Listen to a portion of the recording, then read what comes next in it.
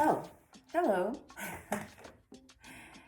It's been a while since I've talked to you about, well, I guess it's actually been never since I've talked to you about the marathon I've been training for, which is going to be in 5 days. Yes, that's in fact the case. I'm running the One City Marathon in Newport News, Virginia, and I haven't talked about it once on this channel.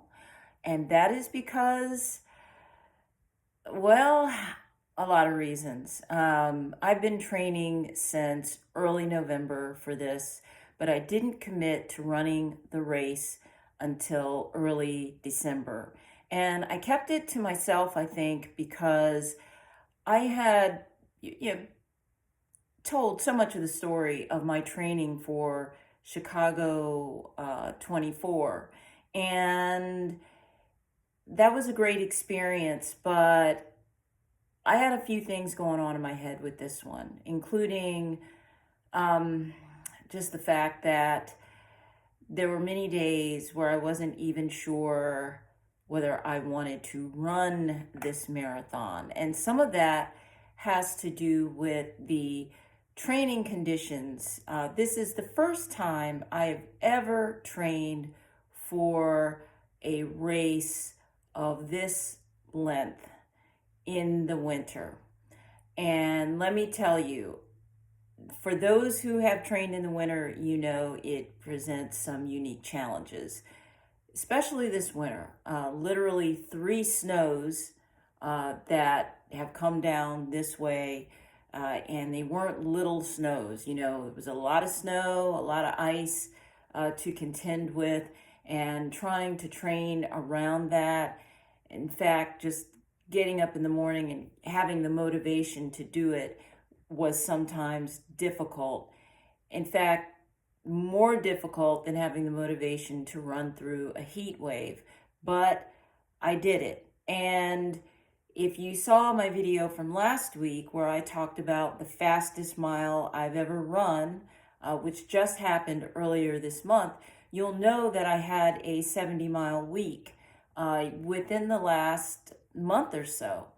And that happened during a week with snow and ice and was not easy to do. It was kind of funny or maybe sad, depending on how you see it, because my 70-mile week in the summer was during a heat wave. So I got to experience what it was like to run in ridiculously high temperatures and to run in some pretty low temperatures.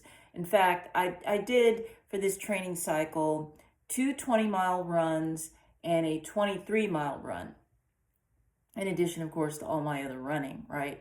But the last 20-mile run was in 28 degrees, I think it was. 28 degrees. And I managed, yeah, that's right. I managed a 10:26 mile per minute pace, or minute per mile pace, which I feel good about. I did that without stopping. I ran the whole thing all the way through. But it was 28 degrees and I had on tights and I had on, you know, several layers on top, plus a jacket on that, a hydration belt. The thing is, I set out to do this race because I felt like in Chicago, with all of the participants, it was more than 51,000, 52,000, something like that, participants. And the participant numbers had gone up by several thousand over the previous year. And that really impacted, I felt, my ability to set the time that I wanted to set in Chicago. I was going for a sub 4, and I did a 4:09:44. I don't actually think that I probably would have achieved the sub 4 even if there had been fewer people on the course. But I do think that I would have achieved a time that was maybe as many as 4 or 5 minutes faster than I did. I did speak in my race recap about Chicago on some of the challenges of such a big field, and those included, the blue line, which is the fastest line to take to the finish line. That's going to get you the closest to 26.2 miles and help you run the tangents well. Was just crowded with people. I mean, there were people who had stalled on that line, were literally walking on that line and not running. And just the challenge of trying to weave around people, not knock into people, was a real thing and really drained me of energy. So the One City Marathon, my understanding doing research, only has a few hundred people. It's also a place where a lot of people set PRs, and many people are able to achieve a Boston qualifying time. So with some friends who encouraged me to do this race, I said, I'll give it a shot. Plus, the entry fee is not very high. I got it before the fee went up, so I paid $100 for it. And even with the later fees, they're not very high compared to a marathon major. Like Chicago is, I don't know what it is this year, but it was well more than $100, over $200. Was it 245, 250? Can't remember. But then you throw in the transportation to get there, the hotel, everything else. And this marathon, the Newport News City Marathon, is more or less in my back corner. So it's not my town, but it's something that I can get to relatively easily and is not going to break the bank like, frankly, Chicago did.